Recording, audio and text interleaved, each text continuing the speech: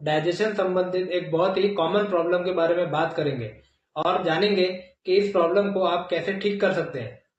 ये प्रॉब्लम है इंडाइजेशन की, जिसे अपच या बदहजमी भी कहते हैं। ये पेट की एक बहुत ही आम समस्या है और तकरीबन हर किसी को कभी न कभी इंडाइजेशन की ये समस्या हो ही जाती है। इसमें आपके पेट में एक तरह का डिस्कम्फर्ट होता है और अपर एब्डोमेन यानी पेट के ऊपरी हिस्से में दर्द होता है। कभी कभार कुछ उल्टा सीधा खा लेने से या ज्यादा स्पाइसी फूड खाने से या फिर कभी ओवर ईटिंग कर लेने से इंडाइजेशन हो जाता है, तो ये उतनी बड़ी प्रॉब्लम नहीं है। आप इसे आसानी से ठीक भी कर सकते हैं। लेकिन अगर बार बार लगातार ऐसा होता है तो आपको इसे सीरियसली लेना चाहिए। तो चलिए जानते हैं कि बदहजमी होने के क्या कारण है। तो सबसे पहला कारण है आपके खान पान की गड़बड़ी। जब कोई व्यक्ति आहार संबंधित किसी भी नियम का पालन न करते हुए हमेशा सिर्फ खाते ही रहता है तो उसे इंडाइजेशन हो जाता है। दूसरा है बिना भूख के खाना खाना। बहुत से लोगों में बिना भूख लगे ही खाने की आदत होती है। ये लोग घड़ी देखकर खाना खाते हैं और उस समय इस बात का विचार नहीं करते हैं कि उन्हें भूख लगी है या नहीं लगी है, और इसीलिए इन्हें हमेशा बदहजमी की शिकायत होती है। तीसरा है अगर आप रात में देर से खाना खाते हैं तो इस कारण से भी आपको अपचन हो जाएगा। चौथा कारण है सुबह उठकर खाली पेट बहुत ज्यादा पानी पीना या फिर दिन भर बिना प्यास लगे ही पानी पीते रहना। इससे भी आपकी जठराग्नि कमजोर हो जाती है और आप जो भी खाएंगे उस खाने को ठीक से डाइजेस्ट नहीं कर पाएगी और फिर इनडाइजेशन हो जाता है। इसके अलावा पांचवा जो है वो सही समय पर खाना नहीं खाना, ये भी एक कारण होता है जिससे इनडाइजेशन हो जाता है। इसके अलावा बहुत ज्यादा गरिष्ठ और तला हुआ खाना जैसे चीज, पनीर, मैदे से बनी चीजें, ज्यादा स्पाइसी फूड, ये सब खा लेने से आपकी जठराग्नि उसको पचा नहीं पाती, जिस कारण से बदहजमी हो जाती है। आपको कैसे समझ में आएगा कि आपको इनडाइजेशन हुआ है? तो अगर आपको खट्टी डगारें आती हैं, सीने में और गले में जलन होती है, भूख नहीं लगती है, पेट में दर्द होता है या फिर पेट में भारीपन लगता है, साथ में जी भी मिचलाता है, उल्टी जैसा लगता है या कभी कभी बुखार भी आ जाता है, तो आपको अपचन हुआ है, ऐसा आपको समझना चाहिए।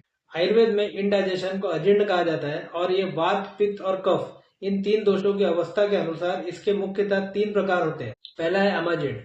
कफ दोष के बढ़ने से होने वाले अजीर्ण को अमाजीर्ण कहते हैं।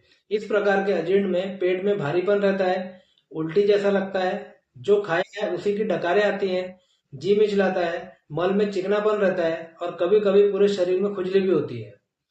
दूसरा प्रकार है विदग्ध जीर्ण। ये पित्त के बढ़ने से होता है और इसमें मुंह में खट्टा, तीखा या कड़वा स्वाद आता है, पेट में और सीने में जलन होती है, आंखों में भी जलन होती है, पसीना बहुत ज्यादा आता है, इसमें चक्कर भी आते हैं और प्यास बहुत ज्यादा लगती है। तीसरा है विषटब्धा जीर्ण। ये वात के बढ़ने से होता है और इसमें ऐसा लगता है जैसे पेट में गैस भरी हुई है, पेट गुब्बारे की तरह फूला हुआ लगता है, पेट साफ नहीं होता है, शरीर में दर्द होता है, पीठ में, कमर में भी दर्द होता है। इस प्रकार के अजीर्ण में शरीर में अकड़न भी आ जाती है। अब इनडाइजेशन को ठीक करने के विषय में बात करते हैं। इनडाइजेशन को ठीक करने के लिए सबसे अच्छा उपाय होता है लंघन करना।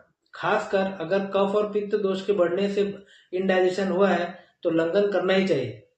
लंघन का मतलब होता है उपवास करना। उपवास करने से धीरे धीरे आपकी जठराग्नि यानी पाचन शक्ति ये प्रदीप्त हो जाती है और वो अनडाइजेस्टेड फूड को पचा लेती है।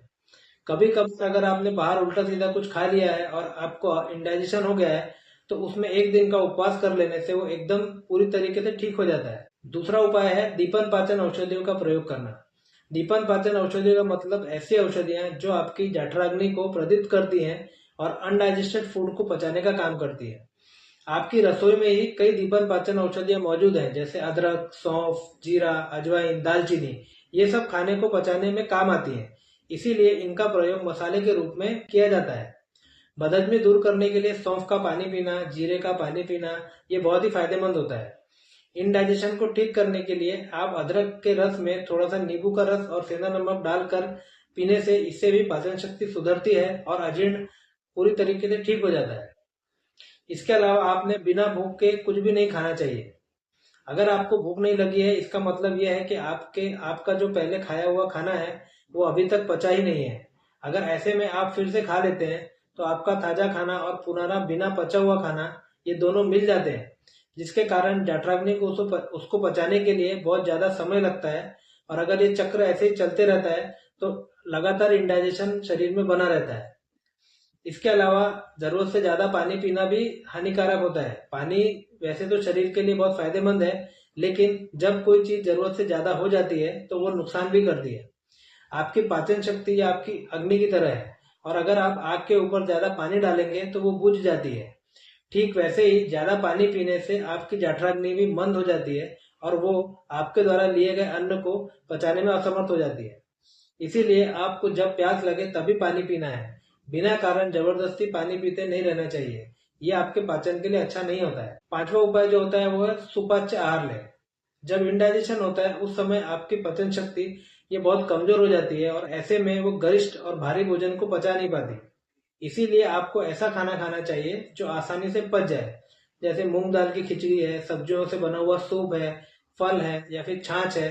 ये सब लेना बदहजमी में बहुत ही फायदेमंद होता है। तो इस तरीके से आप अपनी बदहजमी को ठीक करके अपने स्वास्थ्य को अच्छा रख सकते हैं।